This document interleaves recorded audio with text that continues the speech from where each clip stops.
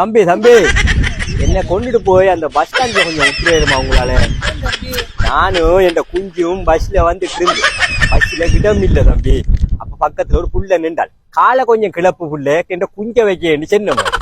என்னன்னு சொன்னீங்க? காலை கொஞ்சம் கிளப்பு என் குஞ்ச வைக்க சொன்னேன். அடிச்சால் அடி அவள் அடிச்ச பக்கத்துல நின்றவன்லாம் சேர்ந்து அடிச்சான். அவனுக்கு என்ன விளைய தெரியா? இவன் கண்டக்டர் அப்படி ரோட்ல இறக்கி போட்டு போய்த்தா என்ன. நானும் என் குஞ்சு நடு ரோட்ல நின்றேன் தம்பி.